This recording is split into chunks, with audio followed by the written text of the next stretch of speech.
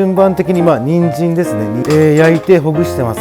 これですね、火が通ってきたんで鷹の爪を。こんにちは。大阪の東心斎橋でルキナ料理ひろとというお店をやってる、土井浩二と言います。よろしくお願いいたします。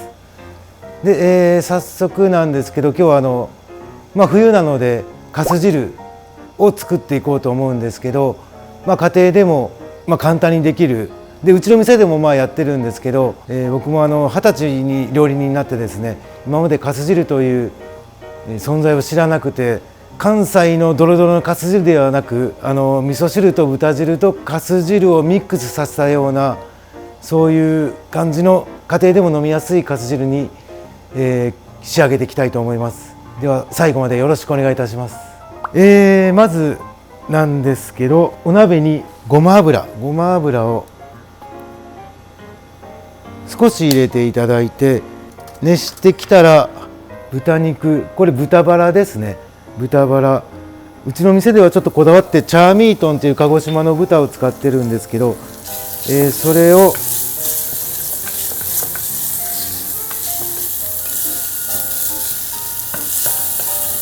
軽く炒めます。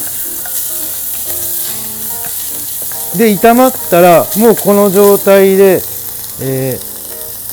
お出汁ですね。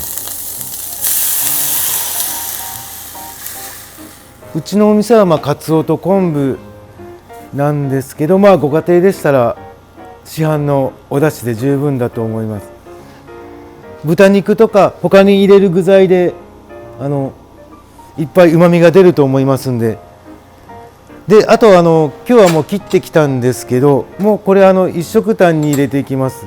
ただ一応順番的に人参ですね。人参、これはけど家庭でしたらもうちょっと大きい方がいいと思います。で大根、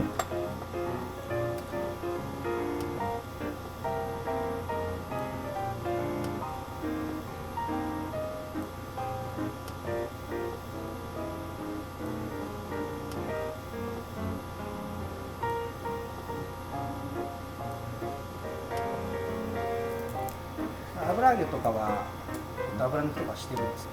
全くしないですね。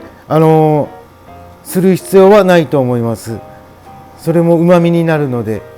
で鮭は一度、焼いてほぐしてます。でこのままだいたい5分間ぐらい煮立ったら、あとは酒粕とお味噌、あとお醤油と鷹の爪ですね。それを加えて出来上がりです。むちゃくちゃグツグツじゃなくてもいいんでしょうけど、もう普通にこのような状態で炊いていただいて。具材がだいぶ小さかったですけど、何か理由はあるんですか？今回は撮影用のためにあえてちょっと小さく切ってきたんですけど、家庭でしたらこのカレーぐらいのゴロゴロサイズが一番いいんじゃないかなとは思います。わかります。カレーのこんなだとしたら沸騰しただけじゃ火通らないんじゃないですか？その場合はなんだろうな、旦那さん歯に健康がよくなんだろう、そしたら大丈夫だと思いますよ。めちゃくちゃパーソナル健康状態に。もうちくわも一本ごとも入れてください。切る必要はないですもん本当に。うちそれやったら店にお客さん来ないんで、今日はあえてちょっと上品に、これお店バージョンなんですけど。で徐々に火が通ってきたんで、そしたらですね、ダマになりやすいんで、ご家庭でこういうざるとかがあれば、酒粕ですね。結構これ溶けづらいんで、こせてきたらお味噌と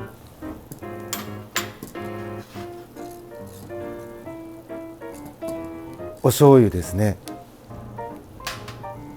であと、アクセントなんですけど、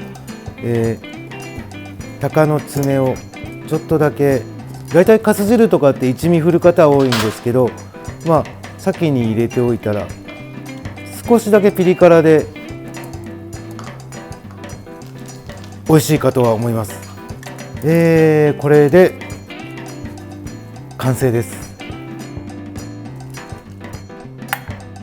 けど結構ですね子供さんも飲みやすいと思いますし結構あっさりしてるかす汁なんで旦那さんもお酒のつまみにもなるかとは思います。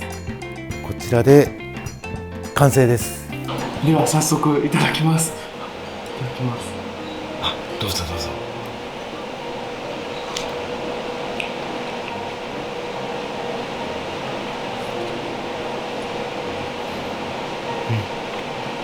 すごく飲みやすく美味しいです。